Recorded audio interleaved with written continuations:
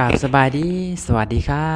บสวัสดีครับพ่อแม่พี่น้องสองพังไทยลาวเนาะสบายดีพี่น้องทางสปปลาวเฮาแล้วก็สวัสดีครับพี่น้องทางประเทศไทยเบิดสุขูทุกคนนะพี่น้องเนาะยินดีต้อนรับทุกท่านเข้าสู่2ครับจุนชาแนลเช่นเก่าเช่นเคยเนาะพี่น้องเนาะมื้อนี้บ่าวคำจุนกะ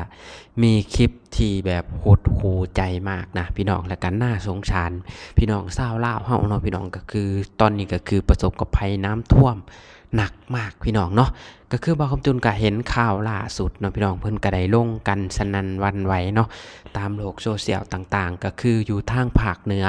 ของสปปลาวเฮานี่เองพี่น้องก็คือทางเป็นสถานที่ท่องเที่ยวยอดฮิตของสปปลาวเลยแหละพี่น้องก็คืออยู่ที่หลวงพระบางนั่นเองเนาะแล้วก็เกิดเหตุการณ์น้ำท่วมเสียพันธุ์นะพี่น้องคือน้ำท่วมหนักเลยปีนี้เนาะน่าสงสารพี่น้องชาวลาวเฮาพี่น้องน่าสงสาร ประชาชนลาวพี่น้องได้รับผลกระทบกันแบบบางบ้านบางหลังคาเรือนนี่คือบอกเลยว่าไปทั้งหลังคาเนาะไปทั้งคนไปทั้งบ้านพี่น้องน้ำป่ามาทีเดียวเลยเนาะคือแบบน้ำท่วมแบบยังไม่ทันตั้งตัวนะพี่น้องคือ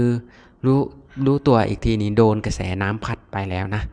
นี่เนาะพี่น้องก็คือเหตุการณ์อยู่ทางภาคเหนือของสปปลาวนั่นเองเนาะพี่น้องเนาะ ก็คือเหตุการณ์นี้ก็เกิดขึ้นเมื่อวานนี้เด้อพี่น้องก็คือวันที่1เนาะที่ผ่านมาเนาะก็คือวันที่1ตุลาคมนั่นเองนะคือทางประเทศไทยก็ตอนนี้ก็ประสบกับภัยน้ำท่วมก็มีหลายพื้นที่เนาะพี่น้องเนาะจังได้บ่าวคำจุนกะเป็นกำลังใจให้พี่น้องชาวไทยเนาะพี่น้องเนาะขอให้ผ่านพ้นวิกฤตนี้ไปด้วยกันเนาะพี่น้องขอให้ผ่านพ้นวิกฤตนี้ไปโดยเร็วเนาะพี่น้องให้พี่น้องชาวไทยปลอดภัยเบิดสุขสุขคนเนาะพี่น้องเนาะแล้วก็ทางสปปลาวเฮาเนาะพี่น้องเนาะก็คือตอนนี้เจ้าหน้าที่ก็กำลังเร่งระดมกำลังเข้าไปช่วยเหลือเนาะพี่น้องเนาะ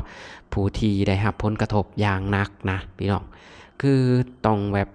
ปีนี้หนักหน่วงเนาะพี่น้องเพราะว่าตามแรงข่าวต่างๆในข้อมูลต่างๆบางคำจุนมาบางข้อมูลก็บอกว่าเขื่อนแตกบางข้อมูลก็ว่าเป็นเพียงแบบที่กันนำระหว่างขอบเขื่อนน่ะแตกเนาะพี่น้องแต่ว่าภายในตัวเขื่อนนะยังบ่ทันแตกเนาะอันนี้บ่แน่ใจเพราะว่าเฮาต้องรอการออกมาชี้แจงจากเจ้าหน้าที่อีกทีเนาะพี่น้องเนาะน่าจะมีเร็วๆนี้ไวๆนี้แหละเนาะพี่น้องแต่ที่สำคัญตอนนี้คือประชาชนได้รับผลกระทบหนักเลยแหละจากภัยพิบัติธรรมชาติเนาะพี่น้องคือดังที่ภาพเห็นนี่แหละเนาะพี่น้องเนาะบอกว่าพายุอันนี้ก็มาทั้งพายุเนาะคือพายุถล่มเลยแหละ แล้วก็มีเพราะว่าช่วงนี้ก็เป็นช่วงหน้าฝนเนาะเป็นน้ำฝนประจำฤดูกาลแน่นะพี่น้องอีกอย่างก็คือเกิดเหตุเขื่อนน้ำเขื่อนมาอีกเนาะก็เลยเฮ็ดให้เกิดแบบนี้แหละเขื่อนแตกนี่เดี๋ยวบักจุนให้ชมคลิปนี้เนาะพี่น้องเนาะหลายๆจุดของภาคเหนือของประเทศลาวเนาะทุกคนเบิ่งอันนี้สภาพเขื่อนที่มันแตกเนาะมันเฮ็ดให้น้ำไหลท่วมบ้านเรือนของพี่น้องประชาชนอยู่ทางภาคเหนือของสปปลาวเนาะทุกคนบ้าทุกน้ำท่วมน้ำแห้งไหลเพราะว่าฝนตกมันมืดคืนเนาะพายุเข้าเอาขอเป็นกำลังใจให้พี่น้องฝั่งลาวภาคเหนือเฮาเด้อสู้ๆขอให้ผ่านวิกฤตนี้ไปได้ดีนี่เนาะพี่น้องอันนี้ก็คือเป็นภาพที่เพิ่นเขียนบอกว่าเขื่อนน้ำเงี่ยมเนาะแตกอีกแล้วเนาะพี่น้องแต่บ่แน่ใจว่าแตกอันนี้หรือบ่เนาะพี่น้องเนาะก็คือให้ภาพบรรยายเอาเนาะพี่น้องว่าคำจุนก็บ่อยากเว้าหยังหลายเนาะพี่น้อง PPFC ก็อาจสิฮู้ดีนะ Lúc cha đi ấp hàng ngọc trí lo na tao in hơi mò nếu chưa lo mẹ nó lo nèจะนำมาถอยตามมอว่าอันนี้น่าจะเป็นน้ำป่ามาทีเดียวเลยนะพี่น้องเพราะว่าสังเกตเห็นแบบnhá lại ta để nó giờ lại lúc than này หนักหน่วงเลยพี่น้องเอ้ยเกิดความเสียหายเนาะเสียทางทรัพย์สินเสียทางอันนี้น่าจะเป็นเจ้าหน้าที่เนาะไปรับคนเนาะอันนี้เป็นฮอเฮลิคอปเตอร์ไปรับผู้ที่แบบออกจากพื้นที่บ่ได้นะพี่น้องเนาะแล้วก็ใส่เฮลิคอปเตอร์ไปรับเอาเนาะจังใดก็ขอเป็นกำลังใจให้พี่น้องสปปลาวเฮาเบิดสุขุสุขคนเนาะจงปลอดภัยเบิดสุขุสุขคนขอเป็นกำลังใจให้อีกกำลังใจหนึ่งเนาะพี่น้องเนาะขอให้ผ่านช่วงเลวร้ายหรือว่าช่วงที่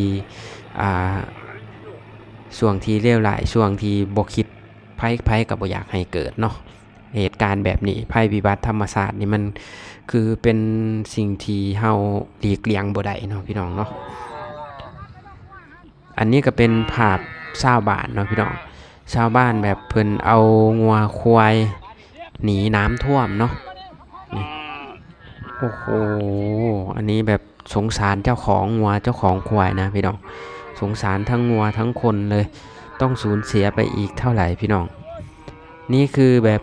อนาคตต่อไปนี่นะภัยน้ำท่วมนี่ยิ่งจะหนักกว่านี้อีกเนาะพี่น้องเพราะว่าทุกวันนี้โลกของเฮานี่มันเปลี่ยนแปลงไปแล้วเนาะพี่น้องเนาะมีทั้งแบบเพราะว่าสิ่งนี้เกิดขึ้นนี่ก็ย้อนมนุษย์เฮาเองนี่แหละเนาะพี่น้องเป็นคนที่ทำลายเนาะก็คือหนึ่งก็คือต้นเหตุก็คือย้อนการตัดไม้ทำลายป่านี่แหละเฮ็ดให้พายุหรือว่าฝนมาแบบ เที่ยวยอดฮิตเมืองเฟืองแขวงเวียงจันทร์กำลังเผชิญกับสถานการณ์น้ำท่วมฉับพลันหลังฝนตกหนักต่อเนื่องหลายวันและการปล่อยน้ำจากเขื่อนส่งผลให้แม่น้ำลำห้วยหลายสายล้นตลิ่งไหลเข้าท่วมพื้นที่ชุมชนและแหล่งท่องเที่ยวยอดนิยมและเรือนแพรีสอร์ทหลายที่หลุดลอยไปตามกระแสน้ำนักท่องเที่ยวทั้งชาวลาวและชาวต่างชาติที่เดินทางมาในช่วงสุดสัปดาห์ต้องเร่งอพยพออกจากพื้นที่รีสอร์ทโฮมสเตย์หลายแห่งถูกน้ำท่วมสูงเกิน1 เมตรชาวบ้านต้องยกของขึ้นสูงวัดได้จากรีสอร์ทวังน้ำทิพย์ที่ปลูกเรือนอยู่บนที่สูงยังได้รับผลกระทบเจ้าหน้าที่ฝ่ายป้องกันและบรรเทาสาธารณภัยแขวงเวียงจันทร์ระบุว่าขณะนี้ได้เร่งติดตามสถานการณ์อย่างใกล้ชิดและจัดทีมกู้ภัยประจำพื้นที่เสี่ยงพร้อมขอความร่วมมือประชาชนและนักท่องเที่ยวควรหลีกเลี่ยงการเดินทางเข้าพื้นที่เมืองเฟืองในช่วงนี้จนกว่าระดับน้ำจะลดลงนักท่องเที่ยวที่จองที่พักไว้ในช่วงนี้ควรติดต่อขอยกเลิกหรือเลื่อนการเดินทางผู้ที่อาศัยอยู่ริมแม่น้ำและพื้นที่ลุ่มต่ำควรติดตามประกาศเตือนภัยจากทางการอย่างใกล้ชิดเมืองเฟืองถือเป็นจุดพักยอดฮิตของนักเดินทางทั้งลาวและไทยและชาวต่างชาติแต่ครั้งนี้พายุหลายลูกได้พัดผ่านฝนตกน้ำสะสมเป็นจำนวนมากน้ำท่วมฉับพลันเพื่อความปลอดภัยของนักท่องเที่ยวและประชาชนในพื้นที่ควรติดตามข่าวติดตามประกาศเตือนภัยจากทางการอย่างใกล้ชิดแก้วแตกหมดเลยโอ้ยมันเนี่ยมันจะโอ้โหอันนี้คือเมืองเพืองนะพี่น้องเรือนแฟเนี่ยคือแบบการลงทุนเนาะกว่าที่จะเฮ็ดได้นะกลัวที่จะประสบผลสำเร็จในการเป็นทำธุรกิจอันใดอันหนึ่งเนี่ยคือใช้ทั้งกายทั้งใจนะพี่น้องคือทุ่มเทหนักมากเนาะบางคนนี่คือถูกกระแสน้ำพัดไปแบบนี้ธุรกิจนี่เจ๊งเลยนะพี่น้องเนาะเพราะว่าเฮาคือทุ่มใส่กับการที่จะเฮ็ดสถานที่ท่องเที่ยวให้นักท่องเที่ยวมาพักมาเศร้าเนาะพี่น้องอันนี้คือเป็นสถานที่ท่องเที่ยวยอดฮิตของสปป.ลาวเลยนะพี่น้องเรือนแพเมืองเพืองนี้เนาะสถานที่ท่องเที่ยวบอกว่าทั้งพี่น้องนักท่องเที่ยวทั่วทุกมุมโลกนะมาเที่ยวประเทศลาวนี่ต้องได้ไปเมืองเพืองนะพี่น้องเพราะว่าจุดท่องเที่ยวนี่คือไฮไลท์ก็คือมานอนแพตรงนี้แหละพี่น้องเนาะพลังไปเลยเนาะ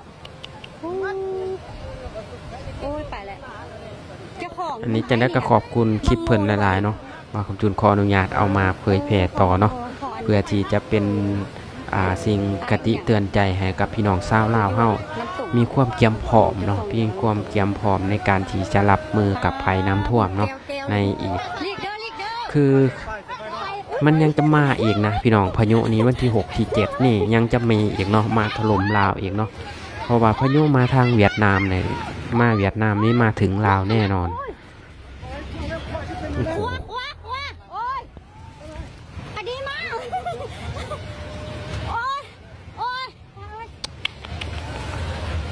เป็นตะยานนี่ลีพี่น้องอุ้ยใส่ไฟ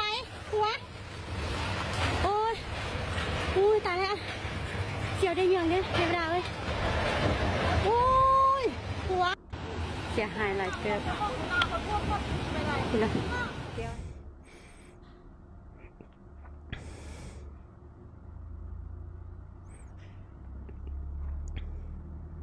นี่แหละน้อยพี่น้องเนาะก็คือเหตุการณ์เมื่อวันที่1ตุลาคมที่ผ่านมาเนาะพี่น้องเนาะอยู่ที่ทางภาคเหนือของสปป.ลาวเนาะพี่น้องก็คือตอนแรกๆนี่ก็เป็นการ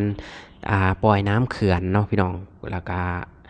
ปล่อยน้ำเขื่อนแล้วก็พายุถล่มอีกคือหนักหน่วงตกฝนตกทั้งวันทั้งคืนเนาะพี่น้องเนาะจะได้กะขอให้พ่อแม่พี่น้องทาง